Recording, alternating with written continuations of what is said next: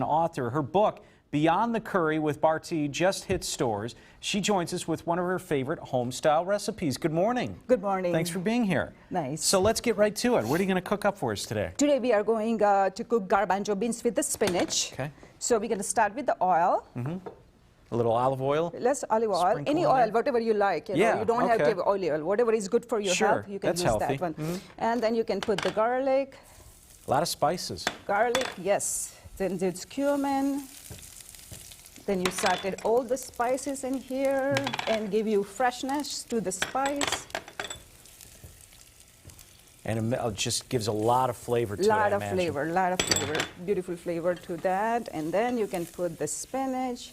And while you're doing that, where are you in Wauwatosa? We are right across the Mayfair Mall.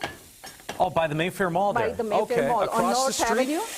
On North Avenue, right across the street on North Avenue. Across the street, okay. Yes, okay. yes. Yeah.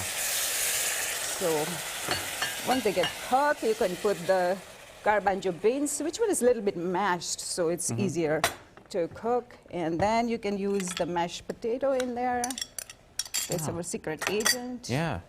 Then you can put a little bit salt. Yeah, those mashed potatoes add a little substance to it. Yes, it gets thickness. And we're going to use the salt. Pinch of salt. Pinch of salt. And What is that? Red pepper powder. Oh, okay. You can use as much as you want, more or less according to your taste. Ooh, And yeah. I'm then mix everything together. smelling it now. Good. Now you can put this is give you color, tomato paste, you beautiful red color to the curry. Wow. Really does, yeah. Lemon juice. This give you wonderful color here. And why lemon juice? Lemon juice give you really nice color to, For the curry. The look of it. Okay. The curry looks so beautiful. All right. And the green color looks just the green. And while that's going there, if you're finished there, I just want to mention what we have here before we wrap up. Some of the, along with the rice and cucumber treats here. What are these sweets over here? These really are caught laddus. my eye. These are laddus. It's made of the gram Laddus? flour. And it's very tasty and very beautiful. And these are the jalebi. They're made of all-purpose flour and the sugar. And this is really sweet. It's you were sweet. saying. This Yeah. is sweet. This old section we have in the book, we have 9 different sections. So one is appetizer to pickle. Everything you can get here in this book. Okay. And these are the bread, all 3 different variety of the bread. These are cucumber raita, and these are the saffron rice. These are the pickles and the chutneys. Everything is in the book. You can easily find. This is the saffron. People think the saffron is very expensive. Really? But no, it's not, because in this rice, you make 4 cups of rice. You just use 1 pinch, like 1/8 all you teaspoon. So need? it goes a long way. Okay. It's go long way. One There you go. small thing, it's go long way. And this is the masala dabba, which one called spice box. Okay. They have 10 Quite a different variety spice. there. Yeah, 10 different spice you can easily fit in there. Okay. So once you have this spice, it's easy to cook.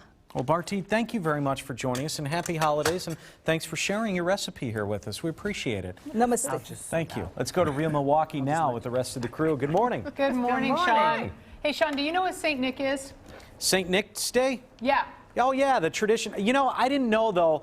I hear from a lot of people here that they get fruit in their stocking with candy. I didn't really do that growing up. I don't know where that came from. But did you get it? Did your mom, like, coming tonight? St. Nick will come tonight. Did you celebrate it on the 5th? I think probably when I was really little. Okay. Then when I got older, she just gave up. Okay. Start locking the door. Okay, but it's interesting because we had this It's in German. conversation. Thanks, Sean. Yeah, thanks, Sean. Thank you. I grew up celebrating, and around here it's very common that St. Nick, of course, comes tonight, the night of the 5th, and every year I'm like, what night is it again? You know, but it's the night of the 5th, and of course it's just your stockings. So it's like a little early And some Christmas people put call. out boots too. I've read that it's more. Right. it's We a posted different- on Facebook today, and they depending on said where putting your shoes out of the front of the door could be the way But it's a was. European thing, so in my Yes. family it was always just assumed we always celebrate it. But you guys moving from outside, neither one of you were from here, right? So Yeah, you kind of had to. I wasn't familiar with it. Yeah, you weren't familiar. Yeah, But well, neither was I. But that's interesting, yeah. I grew up here. different cultural backgrounds, I suppose, to celebrate it differently. But it was kind of something we adopted. It's kind of become our little Wisconsin thing.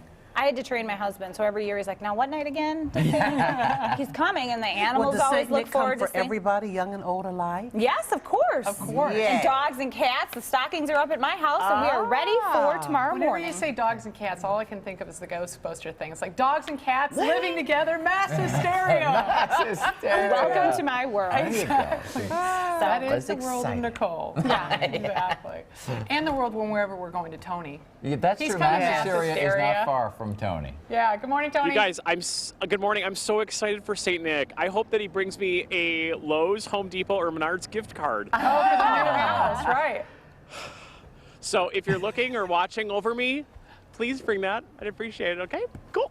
All right. Well, if you can't get that for St. Nick's Day, you can get a tree, and that's where we are because a lot of families are going out and getting their trees. We're at Nofke Tree Farm in Mequon. There are a gazillion different choices, and we're going to kind of sift through these because most people get like traditional size, which is maybe about 7 feet tall. Or if you want to get completely crazy, you can do I don't know, 18 feet tall, and try to squeeze that through your front door. So we're going to go through the process. We're going to shake a little. Maybe we'll get some wreaths, some decorations for the office. That's all coming up in a little bit. I'm very excited about this one because we're going to try to put it in the live truck and take it back to the station. We have room in the lobby. All right. It'll probably be in Miles's face most of the time, but we're still going to try to squeeze it in. Yeah, drive. Yeah. All right. Little Thanks, squirrel Tony. on the tip out the window. Right. Hold on. Thanks, Careful. Tony.